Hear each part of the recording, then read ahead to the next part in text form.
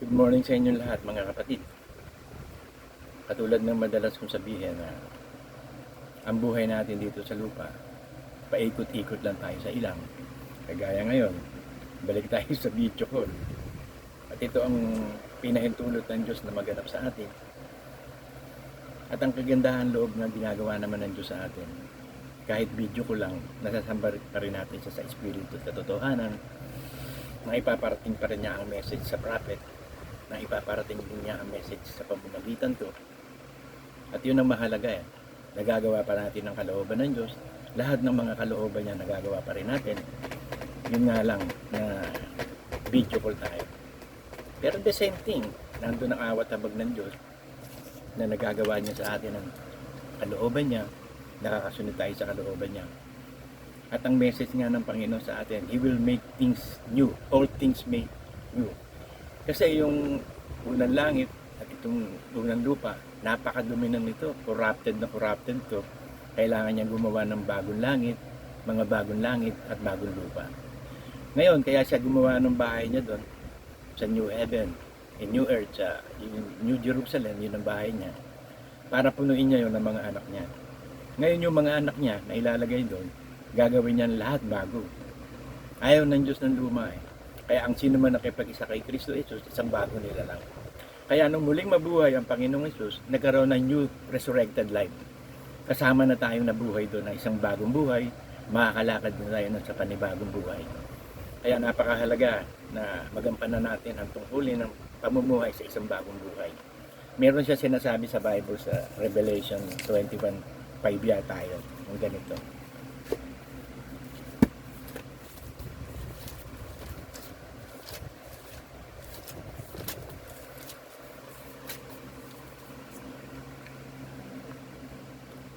At yaong naluklok sa luklukan ay nagsabi, narito ginagawa kong bago ang lahat ng mga bagay. At sinabi niya, isulat mo sapagkat ang mga salitang ito ay tapat at tunay. So tiyak na magaganap na ang lahat ng bagay mababago. Kaya dito pa lang sa lupa, ito yung training ground Dito tayo nilagay ng Diyos sa lupa para malaman kung sino yung makakapamuhay sa isang bagong buhay. Kasi yung dating pagkatao natin, ipinako na sa krus yun Yun ang solusyon ng Diyos Kasama, pati lahat ng pitan ng laman. Yung lumang pagkatao, ipinako na sa krus kasama ni Kristo. Kaya ngayon, mabubuhay na tayo sa isang bagong buhay. Pamumuhay sa Espiritu Santo. Yun ang laging ipag-pray natin araw-araw na magabayan tayo ng Espiritu Santo, magampanan natin ang pakikipag-isa sa Panginoong Jesus. Is walking with God. Enoch walk with God. Kaya ni-rapture siya ng Panginoon na buhay. Ganon din tayo. If we walk with God, ibig sabihin, kasama tayong lumalakad ng Panginoon dito sa lupa.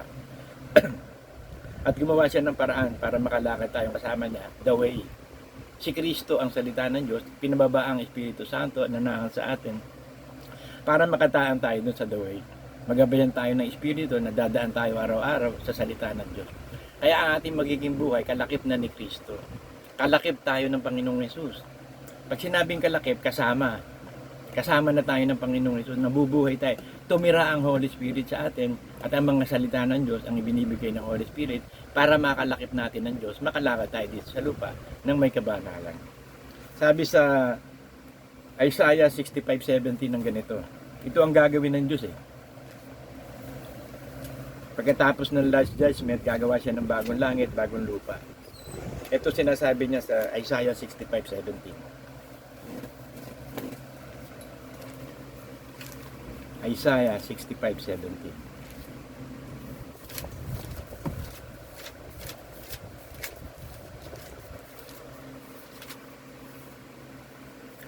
Sapagkat narito ako'y lumilikha ng mga bagong langit at ng bagong lupa.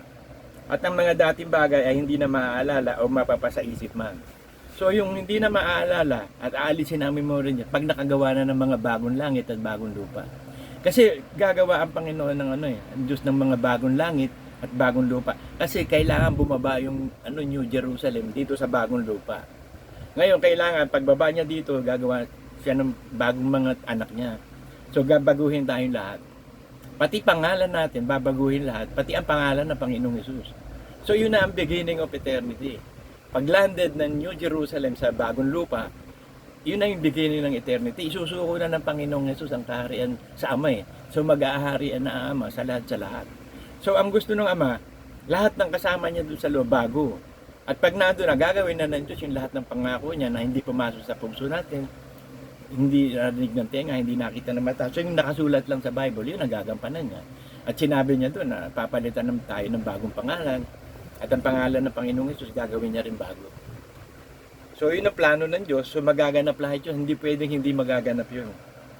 Sabi ng Ephesians 4:22 to 24 ang ganito.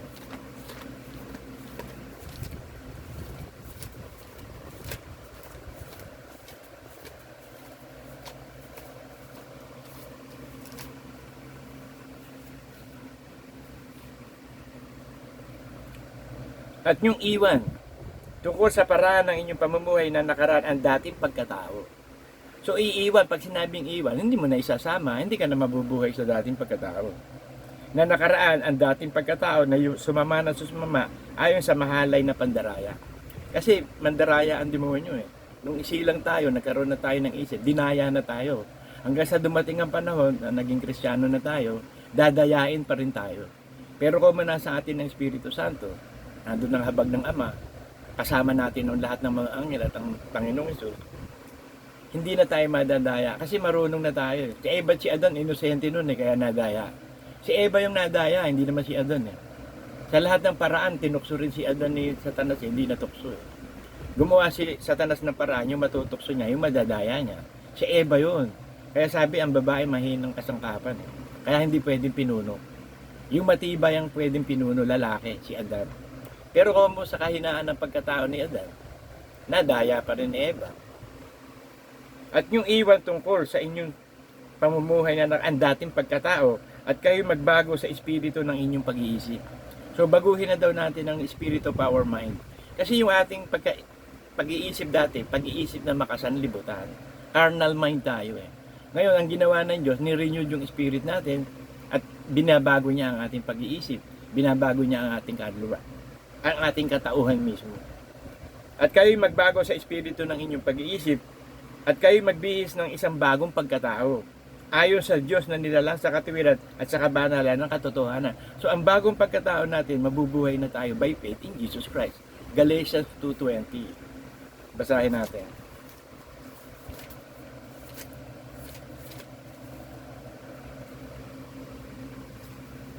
Ito yung verse na napakalakas ng kapangyarihan nito eh. Pag pinagtiwalaan natin ang salita at ginawa natin, napakalakas ng kapangyarihan ng Galatians 2:20. Ito na yung buod ng pagiging isang tunay na Kristiyano eh. Dito na binigay ng Diyos yung revelation kay Pablo na ito talaga yung pinakasusi ng lahat ng bagay. Basahin natin. Ako'y napako sa krus na kasama ni Kristo. Yung ako, yung dating pagkatao kasamang ipinako sa krus at hindi na ako ang nabubuhay.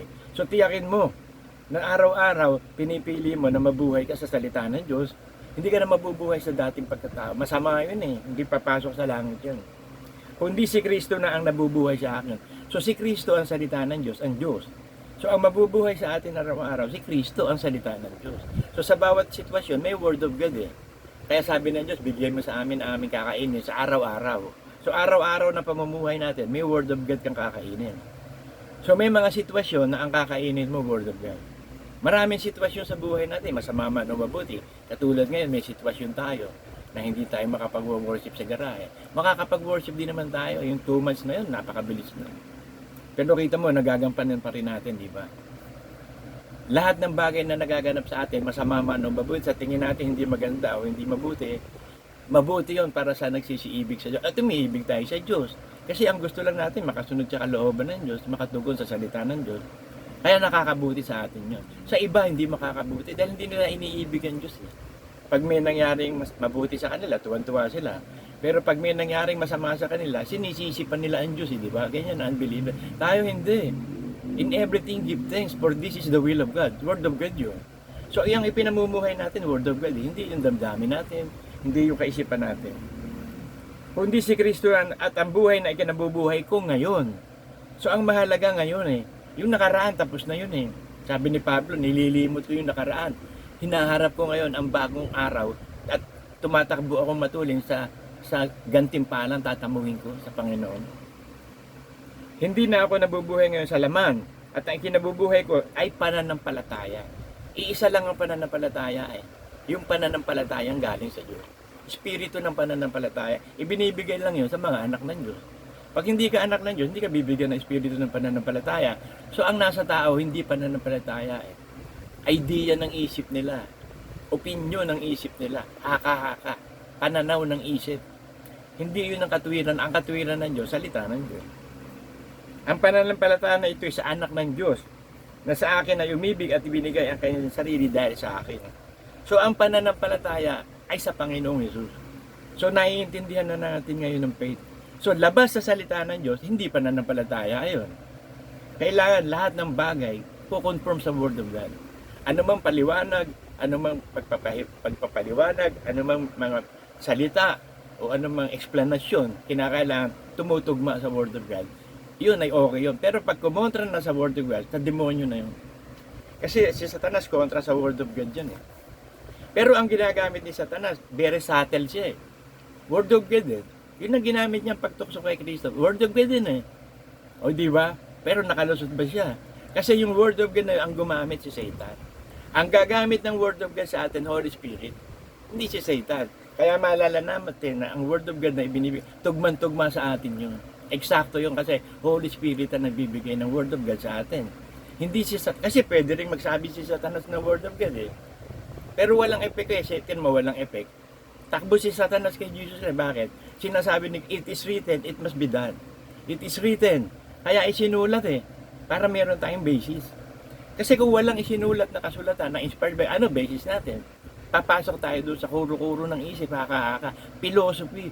Eh ang philosophy, mahuhusay yan eh. Ang daming mga philosopher, napakagagaling yan eh. Sa Greek lang, ang dami eh. Si Aristotle, ang dami, napakagaling na philosopher.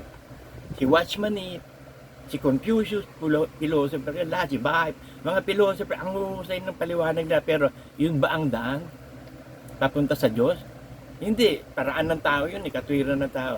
Si Kristo lang ang paraan ng Diyos, papunta sa Kanya. So lahat ng religion, philosophy lang lahat yan eh. Idea lang lahat nila yan, ginawa nila. Pero ang Word of God, ang basis na lahat ng at pasalamat tayo kasi ang ibinigay sa atin ng Ama, si Kristo, ang Word of God. At ibinigay ang Holy Spirit para matiyak na ang Word of God magaganap natin. Kaya yung may mga Word of God, na ang dami mga religion, puro Word of God din nagamit. Pero may Holy Spirit bang ibinigay sa kanila? Na sila ba'y sumampalataya at tinanggap ba nila ang Espiritu Santo? Kasi yun ang unang ibibigay sa iyo eh. Kapag tunay ka, nagsisisi ka talaga, wagas ang puso mo, tinatanggap mo si Kristo, ibibigay sa iyo ang Holy Spirit. Upang manahan sa iyo, nang sa ganon, ang Word of God ang mag-aari sa buhay natin. Sabi niya rin sa Romans 6:4 ang ganito. Tinuturuan tayo ng Diyos kung paano mabuhay. Romans 6:4.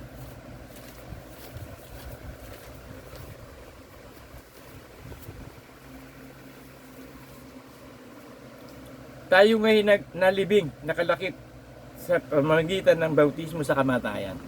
So nailibing na tayo. Kaya mayroong baptism of water, yung water na naglilinis na may salita. Kaya tayo binabautismo sa tubig, inililibing tayo. Ibig sabihin, patay ka na. Akala naman ilibing ka ng buhay. Hindi pwedeng ganun eh.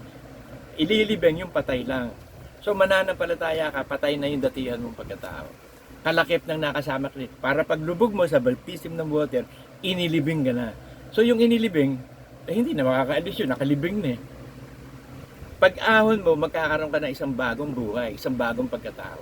So yun ang ginawa ng Diyos sa atin. Binigyan tayo ng bagong pagkatao. At ang bagong pagkatao yun, ang tawag doon anak ng Diyos. Yung inilibing, dati ang tawag doon anak ng demonyo. So inilibing yung anak ng demonyo, tapos nung iangat tayo sa baptism of water, anak na tayo ng Diyos. Kaya mangyayari, mawawala sa atin ang lahat ng masasamang espiritu. Katulad ni Magdalena. 7 masasamang espiritu ang lumabas sa kanya. So ibig sabihin ganun, pag nalinis ka na ng Diyos, aalis na sa atin lahat ng masamang espiritu para makapamuhay tayo sa isang bagong pagkatao, isang bagong buhay.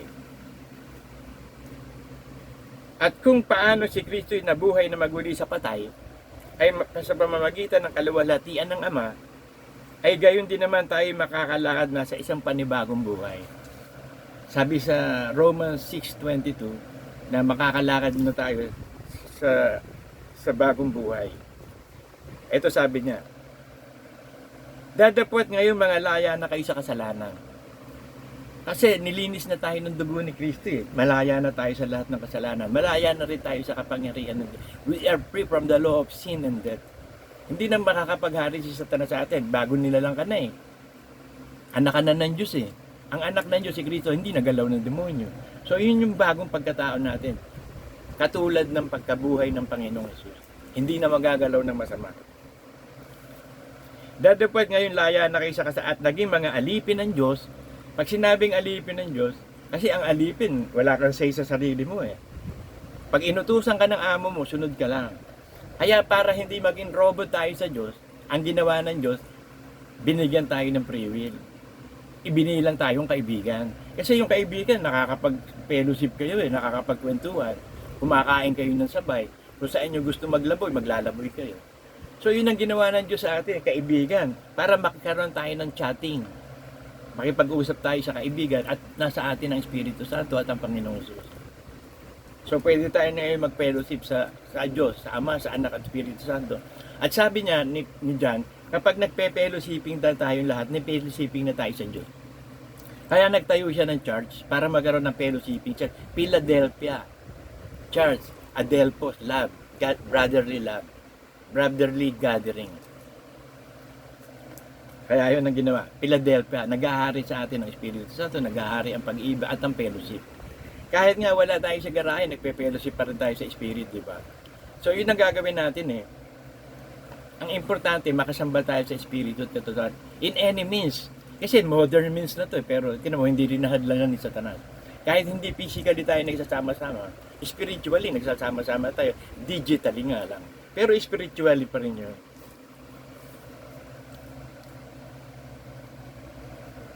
So kaibigan tayo ng Diyos, kayo'y mayroong isang bunga sa ikababanal at ang wakas ay buhay na. So binigyan tayo ng bunga sa ikababanal. Hindi na tayo alipin ng kasalanan. Meron ka ng kapangyarihang mabuhay sa ikababanal. So para mangyari ito, yung sinabi ni Pablo gagawin natin. 1 Corinthians 9:27. Ngunit hinahampas ko ang aking katawan at aking sinusupil baka sakaling sa anumang paraan pagpangaral ko ako din na matakwil.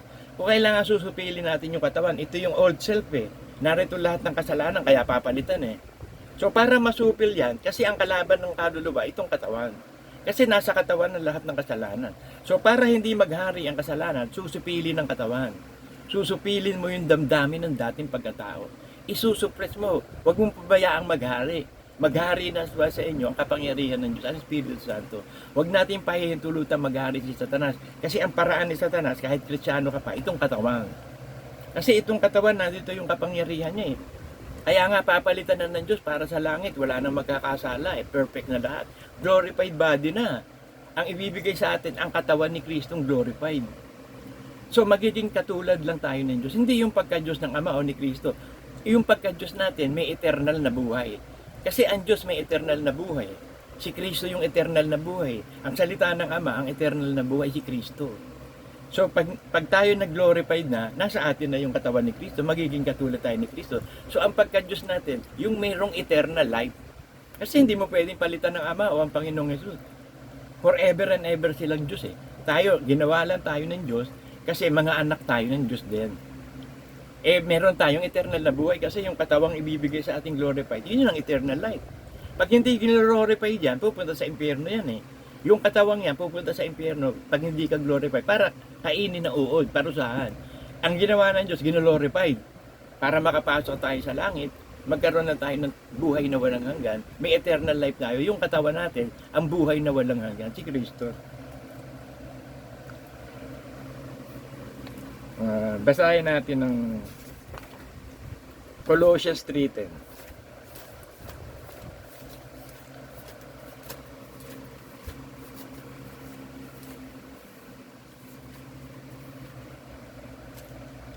At kayo'y magbihis ng bagong pagkatao na nababago sa kaalaman ayon sa larawan niyang lumalang sa kanya. So ibibihis mo ang bagong pagkatao. So nandun ang decision making.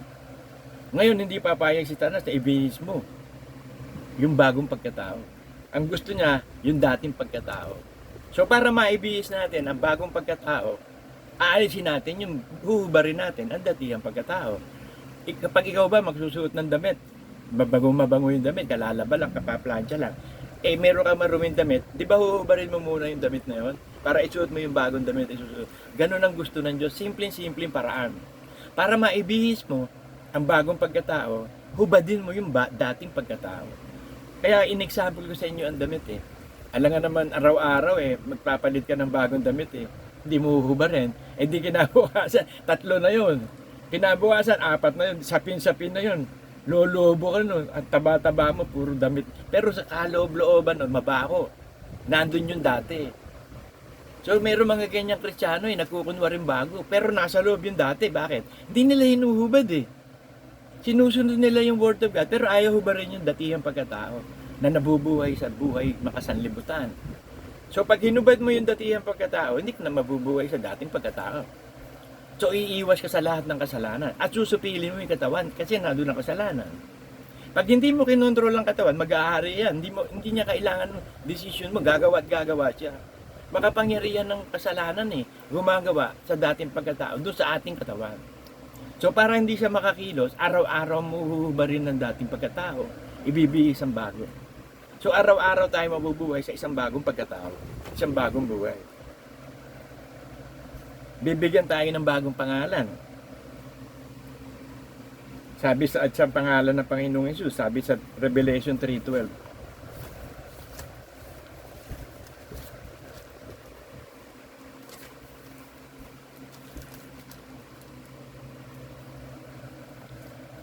Revelation 2:17 muna, yung bagong pangalan natin.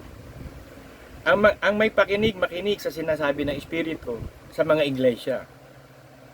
Ang manang natatago at siya'y bibigyan ko ng isang batong puti. Tignan mo, hindi itim yung binigay na bato, puti. Kasi yung itim, yung dating pagkatao mo Dating pangalan mo yun. Yung batong itim. Papalitan ng bagong pangalan, bagong pagkatao ka na. Nasa langit ka na bago ka na Isang batong puti ang ibibigay. So, to confirm na bago ka na talaga, malinis ka na, banal ka na. So, kung banal ka na, malinis ka na, bibigyan ka na ng bagong pangalan. Sa at nakasulat doon ng isang bagong pangalan na walang nakakaalam kundi yung tumatanggap. So, wag naman tayo mag-isakim. Wala na nga kasakiman doon sa langit. So, nakakita mo ang bago mong pangalan, ipapakita rin natin yun sa ating mga kapatid. Kasi ang gusto nila natin, makita natin yung bagong pangalan, di ba? Si Manuel nga, nagbago na ng pangalan, Fernandez. Dapat baguhin ko yung Rudy Fernandez. Sabi sa Revelation 3:12 naman, kay Kristo naman. Ang magtagumpay, gagawin kong haligi sa templo ng aking Diyos. At hindi na siya lalabas pa doon at isusulat ko sa kanya ang pangalan ng aking Diyos at ang pangalan ng bayan ng aking Diyos, ang bagong Jerusalem na nanaog buhay sa langit mula sa Diyos at ang aking sariling bagong pangalan. So magkakaroon ng isang bagong pangalan si Kristo. Ano kaya yun? So Ama lang ang nakakaalam nun. Kasi nasa kapangyarihan ng Ama lahat ng bagay. Yun ang pagbaba nga ni Kristo, hindi sinabi sa kanya, di ba? So yun din yun. Ang gusto ng Diyos, excitement Kahit si Jesus Christ, ang Ama magbibigay ng bagong pangalan sa kanya. Ang buong administrasyon ng pamamahala ay ang Ama lang. Siya ang mangangasiwa ng lahat ng bagay. Sabi sa Acts 1:7.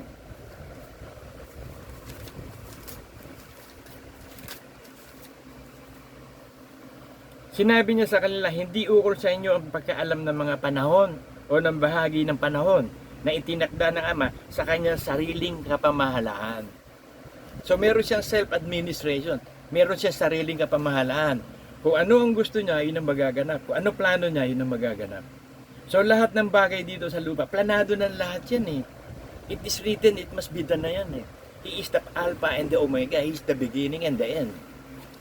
Sa katunayan nga, sabi sa 46:19 ng Isaiah, ganito.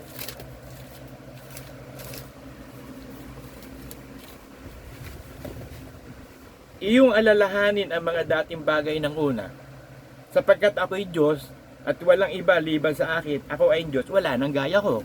So, iisa lang ang Ama, hindi pwedeng magaya ng kahit sinong Diyos yun. Ang Diyos lang ang isang makapangyarihan Diyos, ang Ama, na nagpapahayag ng wakas mula sa simula. So, alam na yung simula at wakas ipapahayag na niya yung buong summary ng pangyayari mula umpisa hanggang wakas. Namula ng mga unang panahon ng mga bagay na hindi pa nangyayari na nagsasabi, ang payo ko ang mananaig at gagawin ko ang aking buong kaligayahan. So yung plano lang ng Diyos ang magaganap. Walang pwedeng kumontra sa plano ng Diyos. It is written, it must be done. Tapos na lahat ng bagay, tapos na ang boxing. So ligtas na tayo at binigyan na tayo ng bagong pagkatao, pero we have to live now. Kasi hindi tayo pwedeng pumunta sa future. Ito nga madalas kong sabihin sa inyo, mag-practice tayo nun. Yung mabubuhay ka lang ngayon, hindi ka pupunta sa future. Kasi madalas yan, ginugulo na sa tanas ang isip natin eh. Pumapasok para mabuhay ka sa future. Halimbawa, ganito nga, gustong-gusto na natin makapunta sa langit, di ba? Kaso, nabubuhay tayo. So, magtitiis tayo araw-araw. Ngayon, paikot-ikot tayo sa ilang bago makapunta ng promised land. Yun, ibig sabihin, may routinary ang buhay. So, ang gawin mo routinary, yung pagpapakabanal. Na araw-araw, banal ka, araw-araw, Word of God ipapamuhay. Magiging sanay ka doon sa Word of God. Kaya sabi ng Panginoong Jesus kay Timothy, magsanay kayo sa kabanalan. Kasi experience of practice makes perfect eh. Sa prayers, tingnan nyo, anong panahon ba kayo o oras kayo nananalangin? Routinary dapat yun araw-araw. Tingnan mo, kapag nagpe-pray ka, hindi mo kabisado yung pinagpe-pray mo. Kasi kailangan, nasa mind mo na yun eh. Ipapaalala ng Holy Spirit yun eh. Kabisado mo, kaya nagpe-pray ka ng dire-diretso. Pero pag hindi ka sanay maggulo-gulo ng prayer mo, minsan sasabihin mo, Panginoon, yung pong sinigang, sasabahan mo po ng mga iba't ibang uri ng gulay. At nararamdaman mo sa iba. Iba na sinasabi ko, balikan na naman. So, nasisira. Sinisira na sa tanas yan eh. Kaya, ang gawin natin, magsanay tayo sa prayers. Pag sanay ka na sa prayer, dire-diretso na yung pag-pray, hindi magugulo yun. Dahil may continuity eh. May kumbaga sa kanta, pag ikaw kakanta, hindi mo kabisado kanta, gagamit ka pa ng mga song hits eh. Pero pag kabisado mo kanta, dire-diretso ka lang, di ba? Ganun din ng Panginoon eh. Kasi meron tayong brain pa eh. Nagsisecret pa yan ng mga chemical ba? May part yung brain natin ng memory, mobile, lahat, ang dami, hearing, seeing, nandiyan lahat eh. So kailangan magsanay tayo. Magkaroon tayo ng bagong pag-iisip. Baguhin natin ang espiritu ng ating pag-iisip. Magsanay tayo sa kabanalan. So sa prayer mo, pag nagsimula ka, dire-diretso na yun, dire-diretso. Pag may nakalimutan, atin mo, bumabalik ka pa. Kasi ako ganun eh. Kabisado ko na yung prayer sa umaga, sa madaling araw. Excuse me. Kasi routinary na eh. Meron tayong circadian rhythm eh. Yung circadian rhythm na yun, may oras ka ng pagtulog, may oras ng paggising. At sa paggising mo na yun na yun. So, ganun ang nangyayari sa akin. Meron akong circadian rhythm. Usually, matutulog ako 9 eh. Para ma-set ko yung mind ko at ang sarili ko sa pagtulog. 8 pa lang, humihiga na ako. Para ma-relax na yung katawan ko, ma-relax isip ko. So, talagang tulog ko 9 eh. Ang gising ko, napakaagap, 2:00 lang eh. Yun na yung circadian rhythm ko eh. So, pagdating ng 2:00 na yon, uumpisahan ko ng mag-pray. O kahit anong oras ako magising. 1, 2, 3, 4, 5, any hour. Pag nagising na ako, yun na yung pagsasanay ko sa kabanalan. Magsisimula na ako mag-pray noon. Magpe-pray na ako na magpe-pray. So, yung routinary prayer, dire-diretso. Kasi yun ang gagamitin ng Holy Spirit. Ipapaalala sa iyo yung nasa kaisipan mo. Nasa puso mo, sa mga panalangin mo. Kaya sabi ko sa inyo, ipag-pray nyo isa-isa eh. Kasi, ang gagawin mo kasi para mapabilis, kumbaga sa bibili ka, wholesale eh. Ayaw mo ng retail. Buo na. Binubuong mo yung pong iglesia niya, yung pong pamilya ni Manuel, yung pong pamilya. Hindi, ang gusto ng Diyos, specific, isa-isahin mo. Ibig sabihin, meron kang tiyaga. Pati sa panalangin, doon nakikita pagtitiis at pagtitiyaga eh. O Panginoon, ganito po, ganito ang ganyan. At ang buong iglesia po, sa iglesia natin Pilipinas, ganito po, ang buong Pilipinas mo, protect. Ganyan, mga prayer, buong buo yun. So pag natapos na yon, mag-stretching na ako ng mga yoga stretches sa kama. Tapos noon, kapag exercise na ako sa kama, maglalakad na ako. So pag natapos ko prayer ko, anytime ako natapos, maglalakad na ako. So lalakad ako doon sa bahay hanggang bilya, siguro mga 10 minutes lang. Dapat sana mahaba pero yun lang ang kaya ng katawan ko. So pagkaikot ko ng pagbalik ko, as routinary yung ginagawa mo sa buhay araw-araw. Pakakainin ko na si Bana, kung bumili ko na isda, lilinisin ko muna. Pakakainin ko si Bana, tapos mag-i-exercise na ako doon sa labas na nakatayot na kaupo. Tapos mag-exercise nun, umpisa ko nang mag-relax-relax na, gawa ko na lahat eh. So manonood na ako ng TV. Kaya hindi, magbibilad muna nga pala ako doon sa araw. Kasi minsan 7 may araw na rin sa amin, kaso hindi malawak. Hinihintay ko pa ang alas 8 para yung tagos nung liwanag ng araw doon sa lugar ko doon. Doon ako, umpisa na ako doon. 10 to 15 minutes. Mag-aano ko doon. Para makapag-exercise pa ako ng extra, bubuksan ko yung mga ni-record ko sa yung mga exercises nang nakaupo. Yung konting exercises. So, pagpasok ko doon sa loob, yun na yun. Exercise ulit doon. Tapos magsisimula na ako kumain ng breakfast. So ang dapat natin breakfast pa yung masusustansyang pagkain. Prutas, gulay, isda lang naman ng mga masusustansyang pagkain, tsaka fruits and nuts. Sa gabi, importante. Yung kakainin mo sa gabi, kinala yun ang gagamitin ng katawan mo para mapalakas ang katawan. Ma-repair yung problema sa mo. Kasi ako, meron na akong problema kasi 68 na ako. Sayang nga yung 8 years eh. Pag patong mo pala na 60 years old, may sarcopenia na. Yung muscle decay, nagdi-deteriorate yung muscle kasi matanda ka na. Hindi na nagpo-produce ng collagen. Madalas kong sabihin ito sa inyo eh. So yung i-breakfast mo, dapat ganun din eh, pampalakas ng katawan, lalo-lalo na sa pagtulog. Usually ang rich in collagen, yung mga itlog, hard-boiled eggs, o kaya prito. Basta huwag mo nang gamitan ng mga kahit vegetable oil, masama yan, kakasira ng katawan yan. Kung meron ka olive oil, yun olive oil. So yun na nga. Tapos yung Greek yogurt. Tapos yung yung cottage cheese. Tapos meron kong kiwi. Tapos sa gabi inom ka ng milk, lalagyan mo ng turmeric. So minsan hindi ko nagagawa yun eh. Yung milk na may turmeric kasi pag nakahiga ako, tinatamad rin ako tumayo eh. So dapat nakaprepara na yun eh, lahat. Lahat ng kakainin mo sa gabi, natutulong para mapagaling ang sakit mo na gagamitin ng katawan. Kasi ang katawan natin, meron siyang kapangyarihan magpagaling ng katawan. Pero kahit meron siyang kapangyarihan, kailangan niya ng tools. Parang mekaniko. Magaling yung mekaniko eh. Wala siyang tools. Kung ang sira halimbawa ay sa brake, wala siyang tools. Paano niya gagamot yung brake? Kung ang sira sa makina, kailangan palitan ng mga spark plug, wala kang tools, paano mo mapapalitan? So, ganun din ang sistema ng katawan. Para makagawa ang katawan natin, mapagaling tayo sa lahat ng sakit natin, may tools. So, ang tools na yun, yung kakainin mo. Kaya kita mo yung nabuhay nung araw. Nabubuhay lang sila, pagising nila, lakas-lakas ng katawan, di ba? Bakit? Naghahunting ng kakainin, umaakyat sa puno, kukuha ng prutas, pipitas ng mga bunga ng halaman, tapos lulutuin nila, wala namang mantika anong araw eh. So usually ang paraan nila paglalaga at pag-ihaw. Yun ang the best na pagluluto eh. O hindi nilaga, paihaw. So pagkatapos ng kumain nila, isang kain lang sila nun, lakas-lakas na nila. O pahinga na sila nun. Usually kasi ang ginagawa nila talagang nag-work. Ang workout nila yung pamumuhay araw-araw eh. Sa city life wala na eh. Pwede mo nga lakarin yung mula sa bahay mo hanggang palengke at sakay ka pang tricycle. O di ba? Pag uwi pwede kasi may bit-bit ka na, huwag ka na magkaka. So yung simpleng bagay na dapat gawin mo paglakad, gumagamit pa tayo ng madaling paraan eh. Hindi maganda sa katawan, maganda yung normal talagang tilo.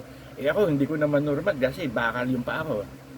May sarcopenia ako, may arthritis ako, may osteoporosis ako, lalo na yung matinding sakit ko sa spinal cord. Pero sa awa ng Diyos, ang kalooban ng Diyos, kahit talagang hirap na hirap yung balakang ko, yung cervical spine ko, nakakalakad pa rin ako, nakakapunta pa rin ako sa bilyet eh. So yun ang pagpapalanan ng katawan yun. Yun lang magawa mo yung paglakad, araw-araw, pinagpala ka na. Yun lang paggising mo, humihinga ka, isang masaganang pagpapala na. Yung nakakakain ka pa, isang masaga, kasi meron tao, ang dami-daming pera, ang daming pagkain. Wala namang gana kumain. Para saan yung pagkain mo, hindi wala kang gana kumain eh. Hindi ka makakain ba? Wala kang gana eh. So, kaya yung mahihirap pa nga, mas okay. Bakit? Ang mga kinakain nga nila, piling-pili eh. Wala silang pera pambili. Kaya usually nakakain nila, talbos ng kamote. Napakahuhusay niyan. Yung kamote, yan, solusyon niya para sa sakrobi niya, nagpapalakas ng muscles yan. Kakain sila, wala silang makain ng hindi makabili ng bigas, white rice. Maganda yun. Palitan mo ng mais. So, maraming paraan ng Diyos, kaya kita mo yung mahihirap. Mas malalakas pa eh. Lalo magsasaka. Yan ang napakagandang trabaho, magsasaka eh. Kasi pagising mo pa lang sa umaga, pagpupunta ka na sa bukid, naglalakad ka na. Tapos tinatamaan ka pa ng araw. Habang nagtatrabaho ka, tinatamaan ka ng araw. Kaya kita nyo magsasaka, ang lalakas na magsasaka, ang hahaba ng buhay. Meron nga akong kilala rito, si Katanggol sa amin. Sabi ko, Katanggol lang ako sa inyo, tandaan nyo na, pero ang lakas-lakas nyo pa. Ano ba sikreto? Ano ba kinakain nyo? Wala. Pagdating sa bukid, nagtatrabaho na ako. Tapos kakain ako ng tanghali. Ano kinakain nyo? Sabi niya, di kanin at ulam. Sabi ko, ano ulam ninyo? Mangga. Biruin mo, kakain siya ng kanin. Ang ulam niya, mangga. Biruin mo, napakatindin. Tayo hindi tayo makakain hanggat wala tayong masarap na pagkain. O order pa tayo sa fast food. Ako, yung fast food, puro junk yan eh. Lalo yung fried chicken sa mga fast food. Biruin mo, ilang beses pinipilit. Deep fried pa. Ina-absorb ng chicken, yung mga sodium doon. At tapos hindi pinapalitan yung mga mantika, nagiging lason na yun. Na-absorb natin yung lahat ng lason, tsaka sodium yung manok. Kaya lalo yung mga processed foods, yung mga hotdog, longganisa, tosino, masasamang pagkain yun. Sama sa katawan niya. Nung araw ba may longganisa, may tosino? Hindi, pag nakapatay sila ng baboy ramo lilinisin lang nila, iihaw nila yun. Wala, hindi na nila ginagawa. Kasi alam nyo bakit merong tosino, merong mga hotdog. Alam nyo, nagtitipid yung mga may-ari niyan eh. Mga mabubulok na yan eh. Sinasamahan niya yung mga mabubulok na mga baboy, yung mga taba ng baboy. Gigiligin yan, tapos ilalagay sa nagiging hotdog, nagiging longganisa. Para ma-preserve yan, nilalagyan pa niyan mga formalin, ang daming mga nilalagay na chemicals. Pagkain mo, ang makakain mo, yung chemicals, kasama nung kinain mo. Pabulok na lahat yun eh. Kaya nga processed food eh. Pinoproseso yung food para mabenta pa. Kasi wala nang bibili, bulok na yung baboy, sino ba bibili niya? So para maibenta pa rin nila, hindi sila malugi, gagawin nilang processed food. So gano'n kung makakaiwas tayo, iwas tayo. So maraming bagay tayong dapat maiwasan dito sa mundo eh. Kaya nga binigyan tayo ng espiritu na hindi pa late, ako hindi pa late, okay pa rin, at least alam mo ko. Wala akong alam dyan nung araw, hindi ko alam yan eh. Umabot ng 6-8, ngayon ko lang nalalaman. So nag-uumpisa na ako ngayon, na gano'n ang gawin. Sa pagtulog ko, yun ang kailangan kong kainin, para may tools na gamitin ng katawan ko, para ma-heal ang body ko. Sa awa naman ng Diyos, di ba? Okay pa rin ako, di ba? So, ganun din tayong lahat eh. Sabagay, ang Diyos naman ang pumapatay at bumubuhay. Pero pangalagaan mo, ang templo ng Espiritu Santo, ang katawan. So, itong katawan na ito, para mapalitan ng bago at hindi ka mamatay, bay alagaan mo. At ang pag-aalaga yan, sa kinakain mo. Kaya nga sabi ng Panginoon kay Eva at kay Adan sa loob ng Garden of Eden, lahat ng nagbubunga ng punong kahoy, lahat ng halaman na nagbibigay ng kanyang binhi, iyon ang inyong magiging pag-aaral. Kaso, nagkasala nga si Eva at lumabas. So, parang may malakas sila, kakain na rin sila ng hayop. Kasi, para kumain sila ng kailangan magtanim pa si Adan paano kung naging bunga pa walang bunga? Maghahanap pa sila ng pagkain sa labas. Di ba yun ang sistema? So, yun mga kapatid magbasa pa tayo ng ibang babasahin natin.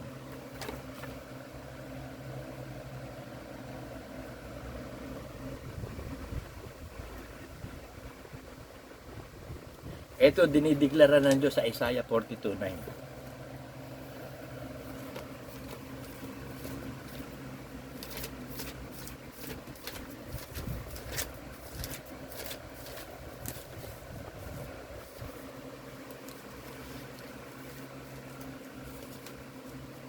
Natanggal yung Bible, natanggal. Isaiah 42:9. Narito ang mga dating bagay ay nangyari na. At ang mga bagong bagay ay ipapahayag ko bago mga litaw, sinasaysay ko sa inyo. Kaya may prophecy.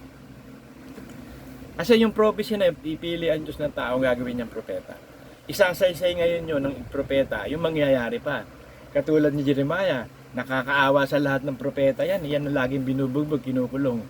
Kasi noong panahon na yun, napakasama ng Israel May mga bula ang propeta nun. Ang tunay na propeta si Jeremiah, bata pa, 16 years old lang, tinawag na siya Ipinoprophecy niya, puro masasamang mangyayari sa Israel. Nagagalit ngayon ng mga tao sa kanya, bakit ganyan? May Diyos kami dito at pero masasama sinasabi mo.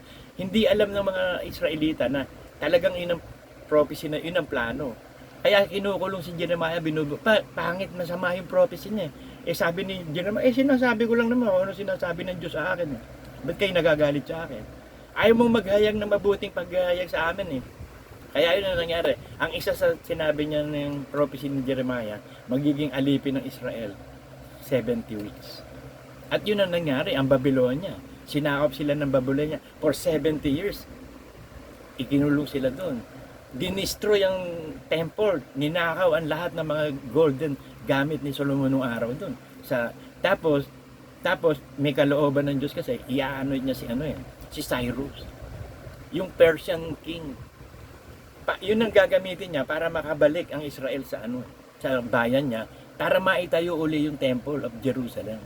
So yun ang ginawa. Unbeliever si Cyrus pero ang Diyos ang humihirang nag-aanoint ng tao, ginagamit niya kahit sino para sa ikauulat ay ikaproteksyon ng bayan niya. So para maproteksyonan ang bayan ng Diyos, yun nga ginamit si Cyrus, naitayo muli yung temple. Nung panahon naman yun, nung wala na si Cyrus, iba na yung mga nag-aari noon, may plano naman yung si Haman. Ito naman yung kay Esther naman, kay Mordecai. Ang gusto nung si Haman, wasakin, patayin lahat ng Israelites. Kailangan na maproteksyonan ng Israelita. Sinabi ni Mordecai kay Esther ang ganito.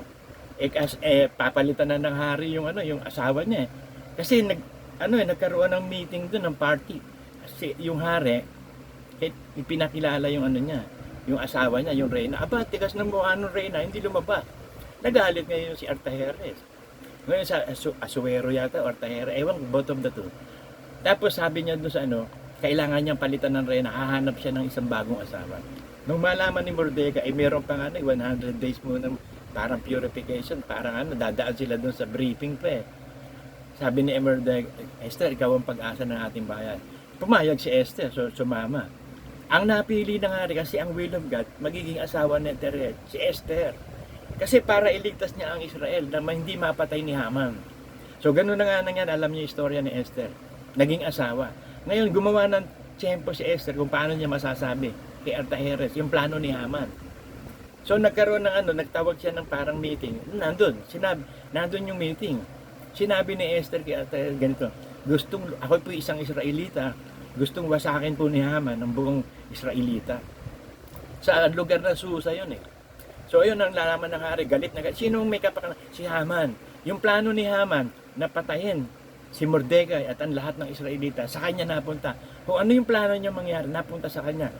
Gumawa siya ng gallows pole eh. Ang gallows pole, doon binibitin yung tao eh.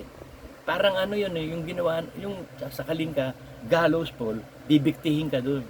Ang nangyari, kung masama si Haman, bumalik kay Haman ang binigti si Haman at ang buong pamilya niya. Hindi napatay si Mordecai at ang buong Israel. So yun ang ginamit. So ngayon, yun ang istorya, sunod-sunod na hanggang sa panahon ng Malakay, hanggang sa panahon ng silent ang Diyos from Malakay to New Testament eh.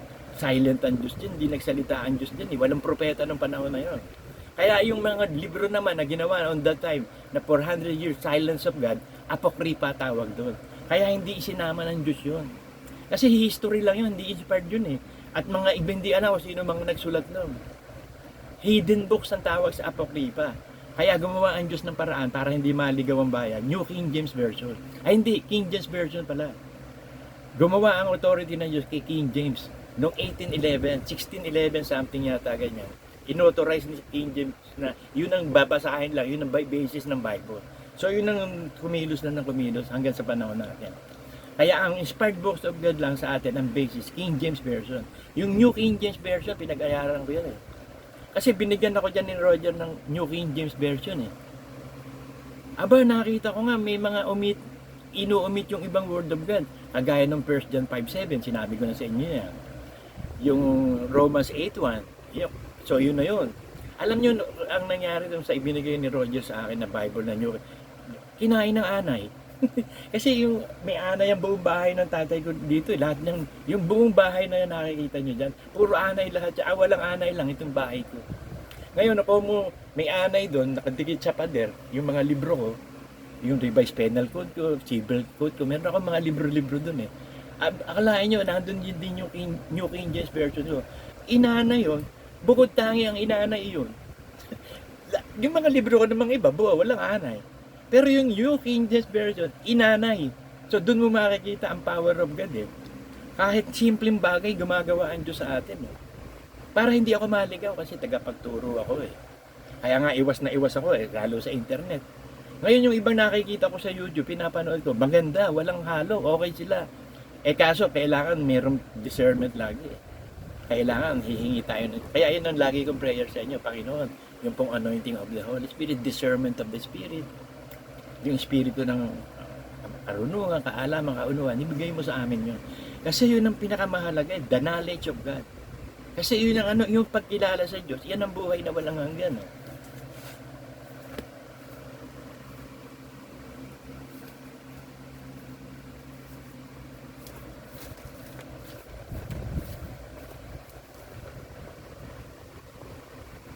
John 17:3. At ito ang buhay na walang hanggan, na ikaw ay makilala nila na iisang Diyos na tunay, at siyang iyong isinugo sa makatwid bagay sa Jesucristo. So binibigyan tayo ng Diyos ng karunungan. Pagkat ito yung buhay na walang, ang iisang Diyos lang, ang Ama lang ang iisa. At iisa lang din ang Panginoong Jesus. At yun ang daan. So ang ginawa ng Ama para maligtas ang tao, naglagay siya ng daan para makapunta sa Kanya, si Kristo. So iisa lang si Kristo. Hindi pwedeng palitan the new adopted son, si Kibuloy.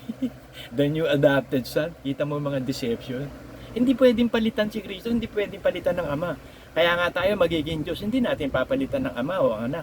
Magiging Diyos tayo dahil ibibigay sa atin ang katawan ng Diyos, ang eternal na katawan ng Diyos, at ito si Kristo. Ang salita ng Diyos. Kaya meron siyang salita sa John 12. Umpisa na natin sa 47 hanggang 50. Kasi kailangan makita natin ang buong buo ito. 47. At kung ang sino man tayo nakikinig sa aking pananalita at hindi iingatan, ay hindi ko siya hinahatulan. Sapagkat hindi ako naparito upang humatol sa sanlibutan, kundi upang iligtas ang sanlibutan. So yun ang unang ginawa ng Diyos, iligtas ang sanlibutan. At ang nagtatakwil sa akin at hindi tumatanggap ng aking pananalita ay mayroong isang hahatol sa kanya. Ang salitang aking sinalita ay siyang sa araw na ihahatol sa huling araw. So ang salita ng Diyos ang hahatol sa kanya sa huling araw. Ay sino ba ang salita ng Diyos? Si Kristo nakaupo doon sa white throne. Ibinigay na ng Ama sa kanya ang kapangyarihan sa langit at sa lupa. Sabi sa Matthew 28:19-20. Sapagkat ako hindi nagsasalita na mula sa akin sarili, kundi ang Ama na sa akin ay nagsugo, ay siyang nagbigay sa akin ng utos, kung ano ang dapat kong sabihin, at kung ano ang dapat kong salitain. So hindi basta nagsasalita si Kristo ng gusto niya sabihin. Ang sasabihin niya, yung ipinasasabi ng Ama, kung paano niyo ito sasalitain, at kung paano niya ito sasabihin. At nalalaman ko na ang kanyang utos, o ang mga salita ng Ama, ay buhay na walang hanggan. Kasi pag nagsalita ang Ama, si Kristo yun eh. Salita ng Diyos yun. Buhay na walang hanggan yun. Ang mga bagay nga na sinasalita ko ay ayon sa sinabi sa akin Ama, gayon ko sinasalita. So hindi nagsasalita si Kristo nang hindi galing sa Ama. At ang Espiritu Santo hindi nagsasalita nang hindi yung narinig niya. So sinasabi ng Espiritu Santo, hindi ako nagsalita ng ganun sa aking sarili. Yung narinig ko sa Ama na sinalita, ang ipinapahayag ko rin. Kaya sigurado eh. Kaya ang religion, makikita nyo, puro Ama eh, walang daan eh. Paano sila makakapunta sa langit? Ang dinaanan nila tao. Paano sila maililigtas ni Confucius? Si Watchman eh. Ang paraan nila, katuwiran ng tao. Basahan yan eh. Ang katuwiran ng Diyos si Kristo. So para makapunta ka sa langit, dadaan ka kay Kristo. Kaya ginawa tayong bagong nilalang. Ang tawag doon, born again experience. Process of pagiging born again. Regeneration. So may regeneration niya, may proseso yan. Hindi naman, halimbawa, nag-sex yung mag-asawa, pumunta yung sperm sa egg, hindi naman ipapanganak agad yun, may proseso yun. So magiging fetus muna yun after 1 month, then 2 months, gagawa na yun, mabubuo na yun unti-unti. At ang unang ginawa nga ng Diyos yung puso eh. Kaya mas matanda ang puso kaysa sa isip, sa utak. So kaya pita mo, pag may pumipintig na, sasabihin ng doktor, meron ng pintig. Meron ng buhay. At ang puso ay ang buhay. Yun yung buhay eh. So yun, pagkatapos ng puso, pumipintig na, unti-unti magde-develop yung fetus. Hanggang sa magkakaroon na ng lahat ng internal organs. Hanggang sa magkakaroon na ng kamay, paa. Maaari 3 to 4 months siguro, hindi ko alam. Mga 3 to 4 months siguro, buo na yung mga internal organs. Pagkatapos, so ang dapat kasi, ang susundin dapat yung panganay. Ang panganay yung puso eh. Hindi naman yung utak eh. Susunod yung utak sa puso. Ibig sabihin, mabubuhay tayo. Yung ating pagkatao mismo, yung kaluluwa natin, yun ang ating puso. At ang ating buhay, o yung kaluluwa mo ng bata, ang kakaluluwa, parehas lang naman yun eh. Hindi naman pinalitan yun, hindi nagbago yun. Pinaunlad lang sa kaalaman. Upang sumagana sa kaalaman. Yun ang ating kaluluwa. Hindi binago yun, hindi pinalitan ng kaluluwa. Dadagdagan ng kaalaman sa Diyos, nang sa ganun, maintindihan natin, maipamuhay natin. Mabanal ang kaluluwa. So yun ang plano. So, mga kapatid, maraming salamat sa Diyos at niloloob niya tayo lagi na tayo nakakapagsasama-sama. Iikot lang tayo mag-pray na lang tayo sa Panginoon na loobin niya. Isinama ko na to every Thursday sa prayer na loobin niya. Merong gamitin kahit isang tao lang. Hindi kailangan na marami. Isa lang. Isang tao lang ang kailangan. Si Kristo, isa lang eh. Si Moses, isa lang eh. Si Joshua, isa lang eh. Si Elijah, isa lang eh. Hindi kailangan na maraming isang tao na makikita ng Diyos sa bishopric ng Palacio Church na may pusong wagas, na hindi umiibig sa pera. Baliwala na siya, payag na siyang mawala ang pera niya sa kaluwalhatian ng Diyos. Sino sa atin yung makikita ng Diyos na yun para ibigay sa kanya ang milyon-milyon pera? Kasi ngayon, lupa lang, milyon-milyon na eh. Magtatayo pa ng bahay. Ay, kung meron sa inyong gagamitin na bibigyan kayo ng milyon-milyon ng Diyos, kasi ang Diyos na nagpapayaman. Kung kita na niya na pwede ka nang gamitin para gawin kang milyonaryo, so ilalagay ng Diyos sa puso mo mga plano. Bibili ka ng lupa, yung malapit na rin sa Pasig. Para na sa ganun, sanay na tayo dito sa Palatio. Kahit malayo-layo ng konti sa Palatio, basta na inside the locality of Pasig, okay na yun. O pagkatapos nun, bibigyan ka ng pagpapatayo ng bahay mo. Siyempre, ikaw ang may pera, lupa mo yun, bahay mo yun. Ngayon, yun yung paraan ng Diyos. Para naman ngayon, magsama-sama tayo. Magtatayo ka ng sariling bahay mo yun. Kung maraming pera, gawin mo na, patayo mo na, the best na bahay mo. At isama mo doon yung worship area ng Palacio Church. Itatag mo rin ang magandang worship. At fully furnished lahat. Fully furnished yung bahay mo, fully furnished yung church. O yun, loobin ng buwan ng Diyos yun, na mag-pray din tayo kahit hindi Thursday. Every day of our life. Pag-gising mo, sa umaga mo, pag nagsimula ka na mag-pray, kung anong oras ka nagpe-pray, isama mo yun mga kapatid. At luwalhatiin ng Diyos sa araw na to, pasalamat tayo sa Diyos sa araw na ito. In Jesus' name. Amen.